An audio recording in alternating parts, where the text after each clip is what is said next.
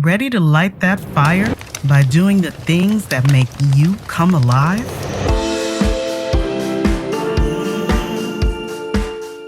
Welcome to Health Raisers, a podcast for wise women. I'm your host, Dr. Nadine. I left a soul-crushing medical career full of bad news and evolved into a joyful health integration coach, helping hundreds of women find their healthy.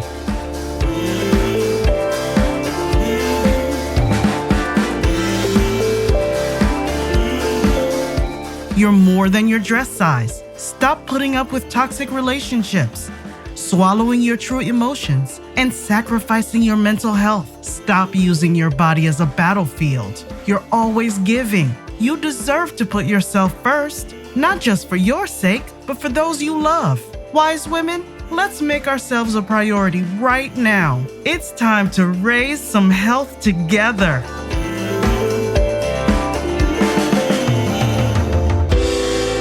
Hello, wise women.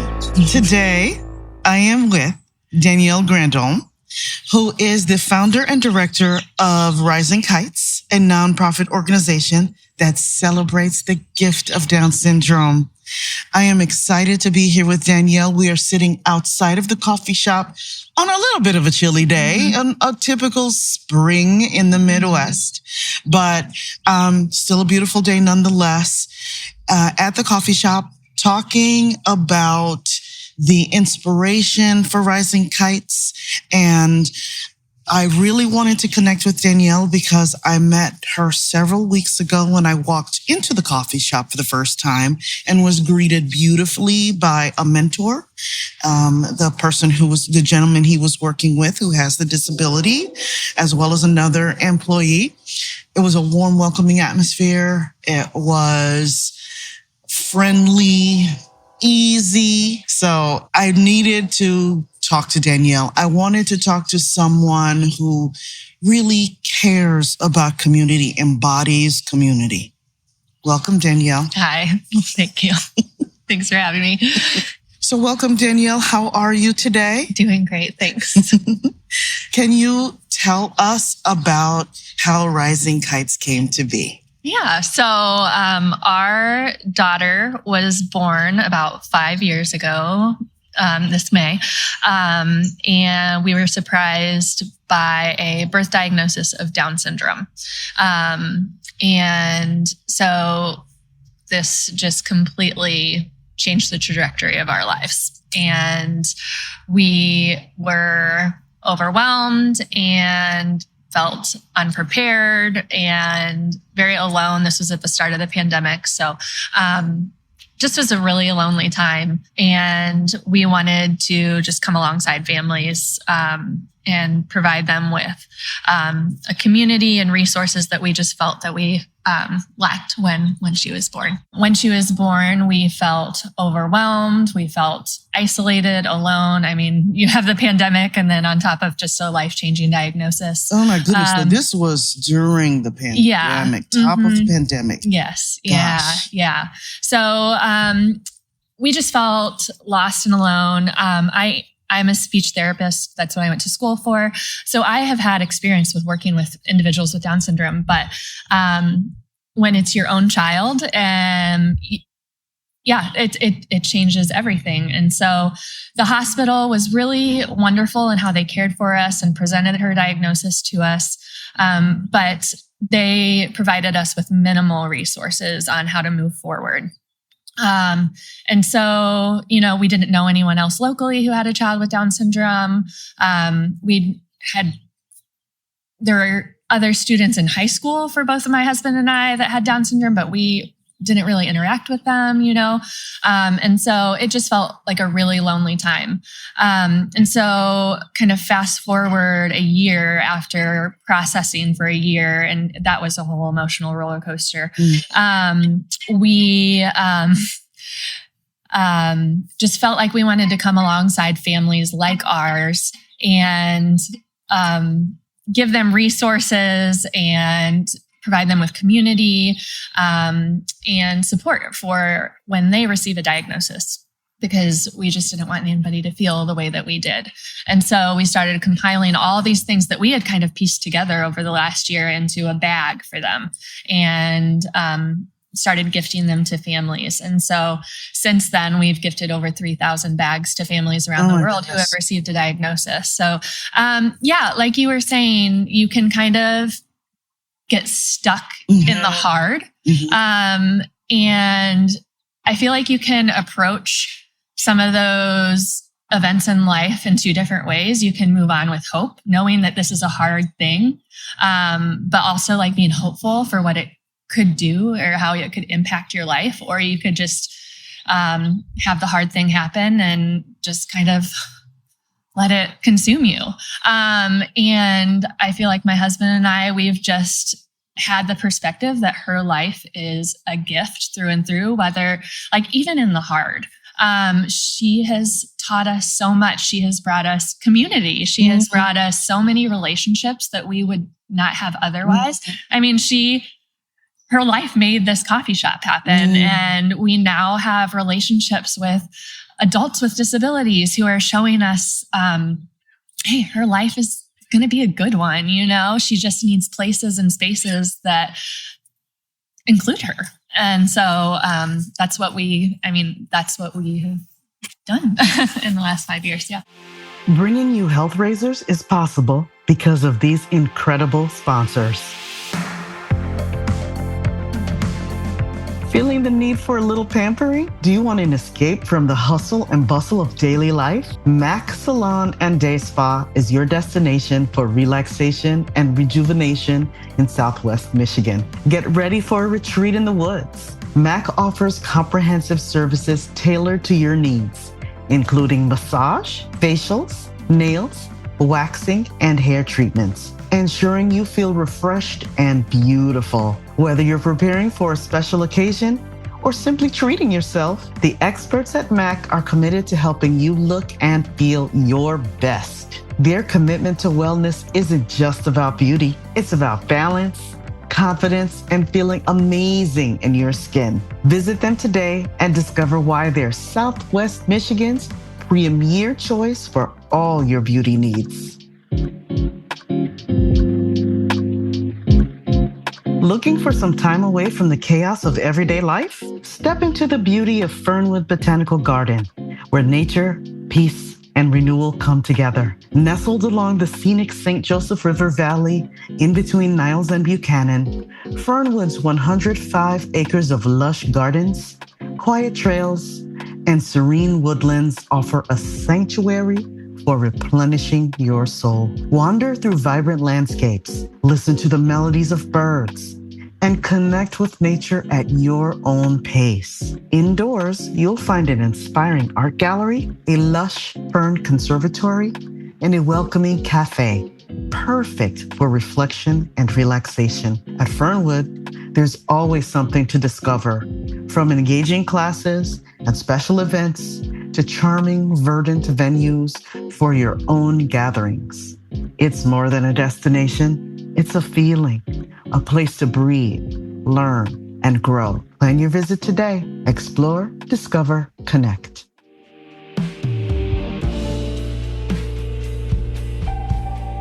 In the mood for coffee, tea, yummy pastries, or cool swag? My friends at Infusco have got you covered. Infusco Coffee Roasters is a cozy neighborhood coffee joint in Sawyer and St. Joseph, Michigan. Infusco stands for a healthy community. They craft irresistible seasonal drinks, sourcing local artisans' products. The flavors shine from quality ingredients, and their beans are roasted on site. They do not hide behind tons of sugar. Every time I go, I'm greeted by my name with a smile. Bad service is just non-existent. It feels like stepping into a friend's living room. They keep it personal. Old school, eclectic coffee mugs on the wall, fun merch, including stickers designed by artists, t-shirts, and sweatshirts. It's the perfect place to get to know your neighbors and chat with tourists. You will always find people deep in conversation. Special events keep it fresh. Community. Health, the heart of Sawyer. That's Infusco. I hope to meet you there.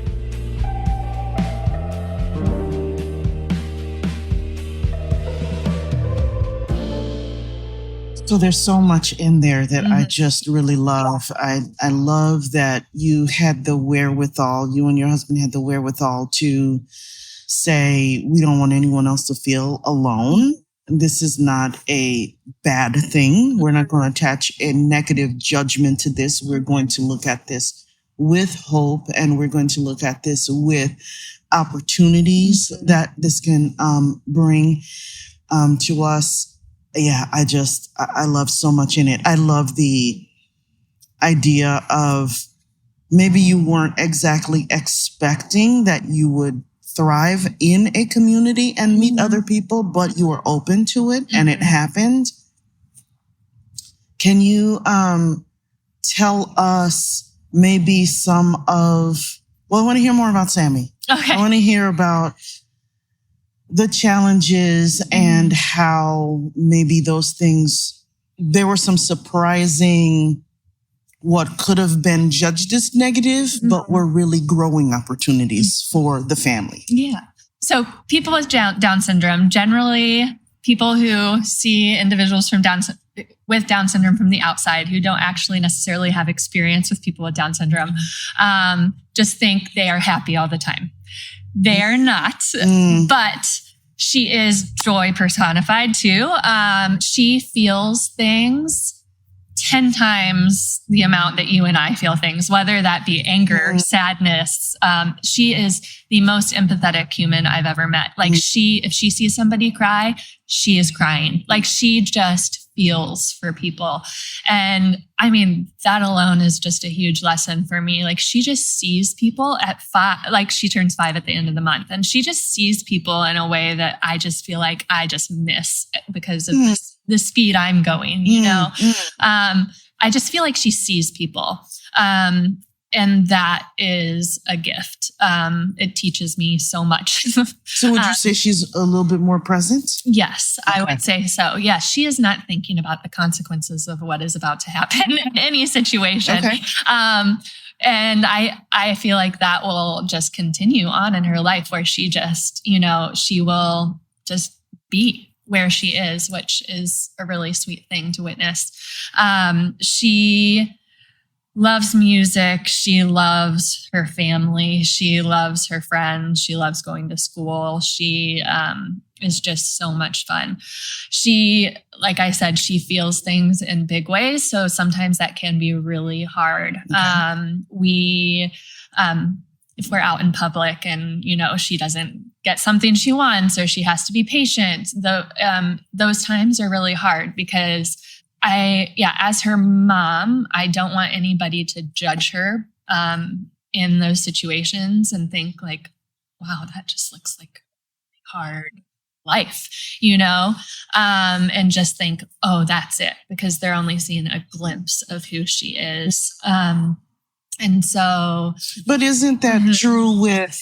I'm sure it's amplified, but isn't it true with any parent who's, let's say, you're on an airplane and your toddler decides this is the time she is going to throw a tantrum. Yeah, it's stressful then too because you know people are thinking, oh, this is what it's like to be a parent. This is why I don't have kids, you know, kind of thing. And I think, yes, but I also think they see she has Down syndrome and they think this is why she's doing this. And this is what a person with Down syndrome is like. And I don't want this for my future child. I don't want this diagnosis. Is it unfair that you need to put that pressure on yourself? And maybe, correct me if I'm wrong, that you need to be a representative for the community. And so, first of all, you're a mom.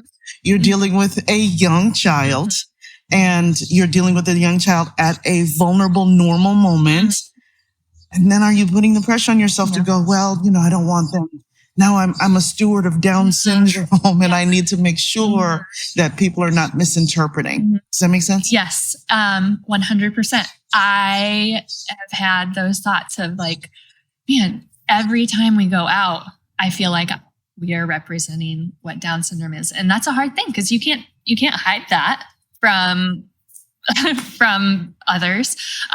So I do feel like there is just a pressure.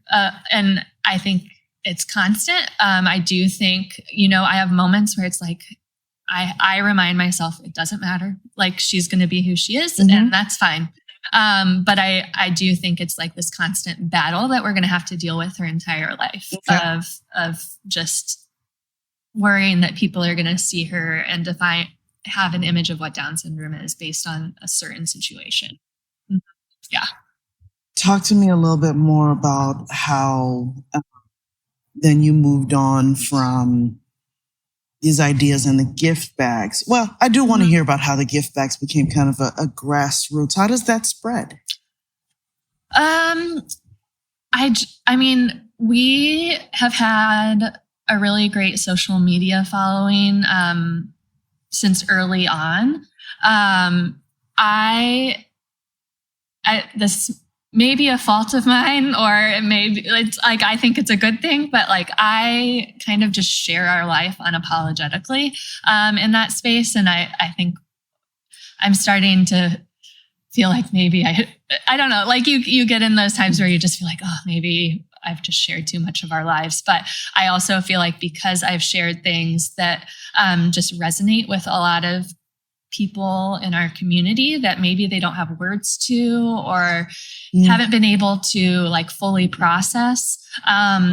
It's just connected with a lot of families who are coming into a diagnosis or who have been in it for a while.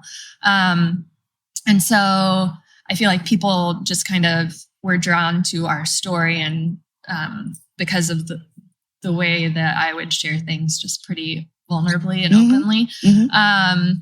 So that's how I'd say it kind of started. But then with the bags, as people receive them and they just feel like this connection of like, okay, I'm not alone.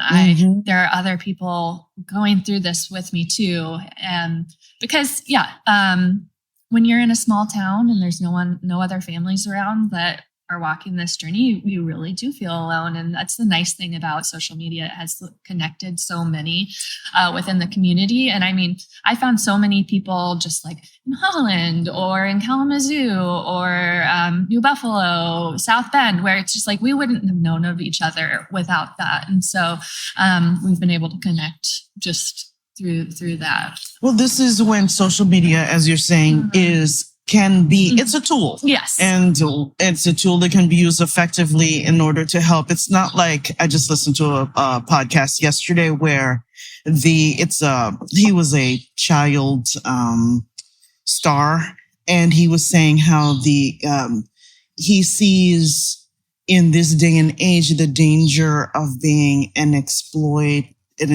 parent who's exploiting their children by putting all of their lives on social media.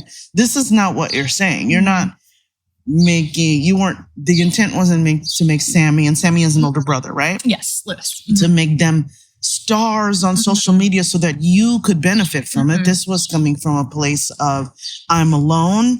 I want to find other people who are having this experience. I want us to thrive together as a community and help one another and share experiences and share resources. So I'm hearing maybe it wasn't easy all the time and maybe you did feel too vulnerable, but at the same time, you need to have those experiences in order to find others who it would have felt, I think, harder to connect with you if you would have been able to sense if you were holding barriers or choosing your words carefully or representing yourself in a very specific, curated light.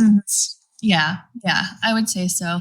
I've never tried to make it seem like a Down syndrome diagnosis is just like all rainbows and sunshine, but I have always tried to point people to see what the gift is that comes with a diagnosis, because there is so much that can be hard with the Down syndrome diagnosis. There are just a number of health concerns. There are a number of, like a life of caregiving. So I definitely want to come alongside families and be like, I get that this can be hard, but also like what a gift that this life is, that it has pulled me outside of my own. And, allowed me to care for someone that is, like I said earlier, just like joy personified. And she gets to, teach me so much that I wouldn't have learned otherwise. Yeah. Mm-hmm. So what kind of resources did you find people needed and that you felt, how did you curate the resources in that bag that you wanted to share?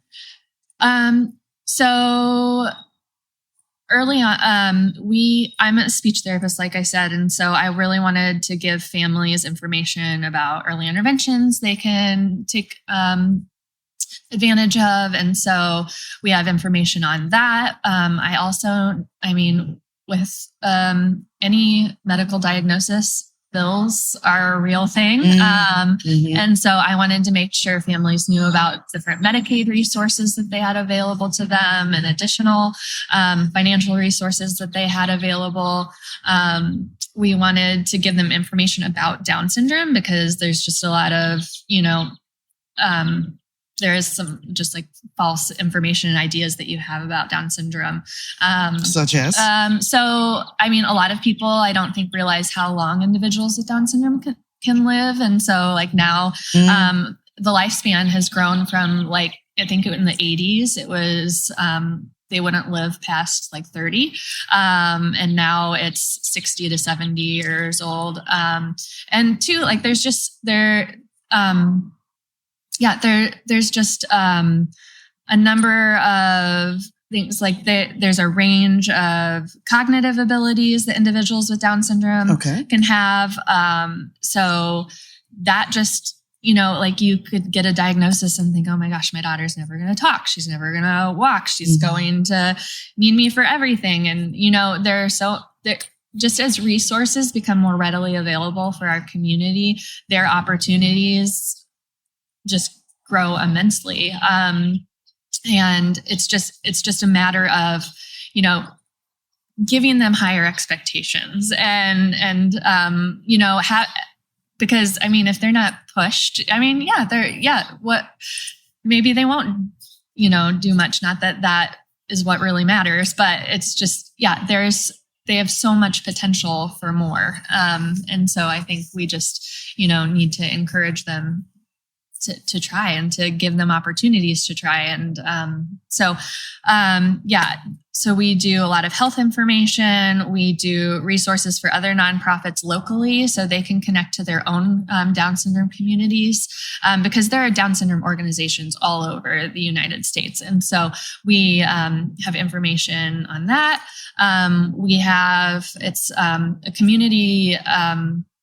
a community page where they can actually go to their state and find other families that live locally and hopefully connect with them there. So there's just, it's a lot of information, but it's hopefully, even just one piece of information that's helpful to them as they kind of navigate that. We also just try to put in celebratory items because it's a baby, and they need to celebrate that and not just get lost in all the weeds of what a diagnosis means. So, because I think that can very much happen. I spent first months of her life just Googling things, and I just wish I would have, been able to, be more present with who she, was at that time. So the other things that I wanted to talk about, the growth of the movement. So you went from these bags and then it became about the coffee and having the safe space. I'd like on your website how you talk about the coffee shop being a place to support the local community, but also to provide a safe space for families. Can you talk a little bit more about that? Yeah. So, as a parent to a child with a disability, I have definitely experienced going into an environment and just feeling like, this place isn't for us. Like it's, you just feel like the sense that like, oh, she's going to not act the right way, or she's not going to be like what they want her to be in this space. And also, there are other families where it's like, man, it's just not accessible. You get a child in a wheelchair, you get somebody, a child who's a little older who needs a changing table, and a bathroom just isn't accessible for them. And so I just really wanted to make a space where families could just like let their guards down and just be like, my kid can just be themselves here. And there's no judgment. There's no question that they belong here. So that's what we wanted to create. It is amazing how there's sort of this, when you're in the air we breathe, or you're in the water, you're in the environment, you may not notice the subtle things you take for granted in environment. And I'm referring to basically how our society is set up in an ableist way. You're expected to go into spaces and be able to walk into it. You're able to be quiet. You're able to behave yourself. And it's just so interesting, getting to have this conversation with you, where it does make one think a little bit more about how communities can be more inclusive, and how we can redefine or rethink what is normal, and what does that even mean at this point? Yeah. So let's talk about employing people with disabilities. Okay. It's a beautiful thing. I wish more people would do it. It has not come without extra work, or, without some like things that we've had to work through, but it has been so rewarding to have these individuals here. Every one of them comes with a story of how they were denied an opportunity somewhere else, how they've tried for years to find something and can't. And, the parents who are just in tears coming in, seeing their child behind the cash register, just thinking they would never be given an opportunity like this. And so it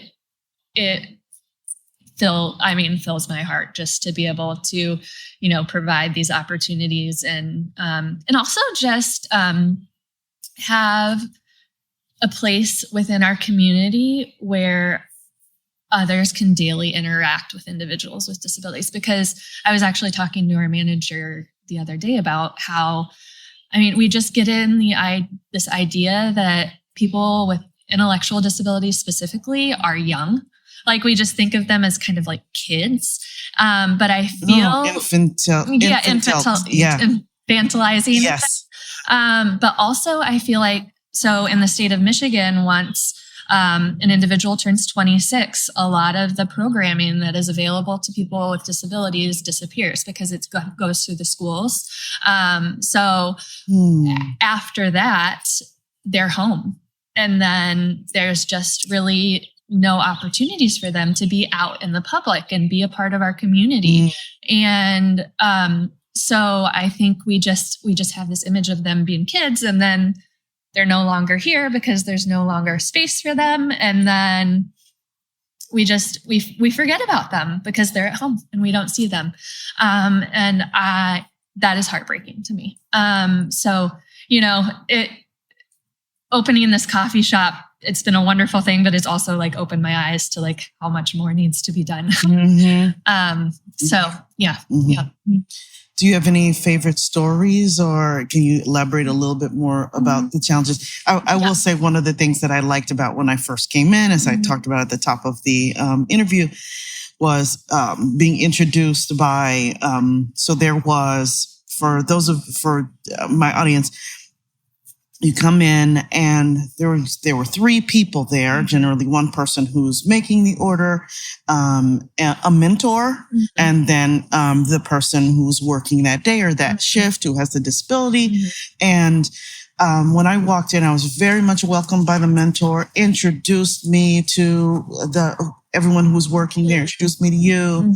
And so we got to talking, oh, what do you do? And I remember the gentleman who was working, as soon as he heard that I taught yoga, I just loved his frankness, the humor behind it, because he was like, I hate yoga. I will never do yoga. Yuck, gross. But it was just so lighthearted and fun. Yeah. Yes. Yeah. Not afraid to say what's on his mind. You cold? But I'm fine. I'm good. Are you sure? Yes, okay. I'm sure. Yes. Okay. I'm going to be fine. I'm just shaking my legs. Okay, because we're just about. Okay. Yeah. No, I'm good.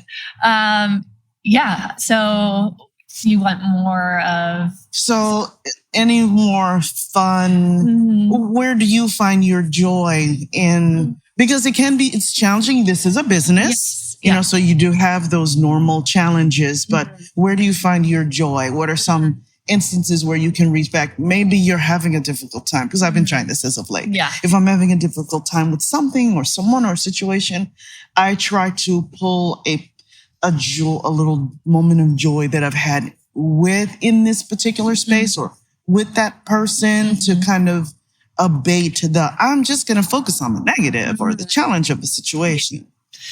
I would say just what brings me joy is the interactions I have with each of the individuals. I mean, the number of hugs I get from one of them is just like, they're just the best.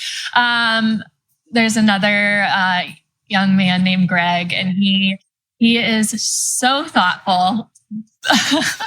We're outside, everyone. So there's going to be a train going. So Jacob, who you were talking about, who hates yoga, loves straights. Oh. So the very first time he was here, the train went past, and it was during like our big staff meeting. So we have all the staff in there, and he hears the train, and he just runs out the door and just, like we're in the middle of like serious conversation. He's just like, I gotta see the train. And so we just press pause to go see the train.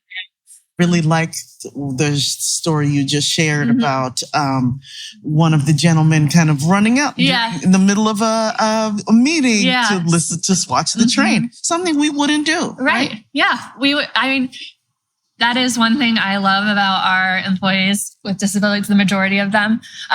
They are themselves unapologetically. If they don't want to do something, they're going to let you know. If they want to do something, they're going to let you know. If they want to do something bad enough, they're just going to do it. So that's like one thing, again, my manager and I have talked about is like, I wish I had more of that in me, of like just unapologetically like asking for what I need or what I want. And just like there's just this uninhibited aspect that I really love about so many of them. But being aware of that and being around it so much, do you think that you have allowed yourself, given yourself the grace to be able to do that? A little bit of it? A little bit, probably, yeah. But to that degree, probably not. Sure. I'm still a people pleaser. I'm still going to do it, what other people want. But yeah, like I do think it's like one of those things that like I want to grow into just by seeing the example that they lead. So yeah. It's fantastic. Anything else that we might be leaving out in our conversation you might want to share? Oh, how about the flowers? Yeah. Talk about the flowers. Yes, we are going to be growing a ton of them. I started my very first flower garden when I was pregnant with Sammy, not knowing that she was going to have Down syndrome, and just doing it for fun. And so fast forward, she arrives, and that flower garden was 100% my therapy. That is where I went to just take a minute, and I would take her out there with me. And it would those early days, I just think of her out there in the garden on a blanket, me just kind of cutting flowers. So I just fell in love with how each flower is so unique and individual, and it could be the exact same variety, but a petal looks different, or, they're so unique. And I just couldn't help but think of that being Sammy and how she was so unique and beautiful exactly as she was. And so, my love of flowers just continued to grow. And so as we started the nonprofit, I started using flowers as a means to fund some of the bags. And we've had flower subscription for the last 4 summers now. And so we deliver flowers locally to people all summer, early fall. And so this is the first year that we actually get to employ individuals with disabilities to work the flower farm. So we'll be selling them out of our shop here, but also doing the summer subscriptions again. So I'm excited. Fantastic. Yeah. I did want to, another thing I wanted to ask you about was the symbolism of the rising kites and how you got that name. People need to hear this. Yeah. So this is a story that's just really sweet to me. My husband and I had a number of miscarriages, and also just went a while without getting pregnant and just felt like we were never going to have a second child. But we were on a trip out in Maine with our son, and we found out on that trip that we were expecting. And so we went out and flew a kite over the ocean, and had pictures of it. And then, fast forward through her pregnancy and her arrival, we were gifted a book called We'll Paint the Octopus Red. And this is a book that's specifically about having a baby with Down syndrome and talking to the older sibling about what this diagnosis is and how, it just doesn't really change anything. They're still, our child. Mm-hmm. And so I was gifted that book. And then later on, I don't know if it's a day, week, whatever, I was looking through our calendar, putting on some of her appointments that were about to happen, and flipped to the month with a picture of us flying the kite. And it was a red octopus in the sky. And that was us celebrating her. And that was just her being known before she was even here. So it's just really sweet to us. That's beautiful. Yeah. That's beautiful. Thank you. So meant to be. Mm-hmm. Yes. How can we find you? Mm-hmm. Like the coffee shop specifically? Okay. We are located in downtown Bridgman, Michigan, which is in the southwest corner of Michigan, about 2 hours from Chicago. So just a little shop right over the train tracks. And definitely a website and a vibrant social media following. You can find her at Rising Kites Coffee on Facebook, Rising Kites Nonprofit on Facebook, Instagram at Rising Kites Coffee. And definitely the website is a beautiful thing to behold and get subscriptions and all that. Danielle, what is your personal definition of what it means to be healthy? I would say it is feeling as if you're at your best mentally, physically, and emotionally. Beautiful. Thank you for being here. You. I loved having this conversation. Thank you.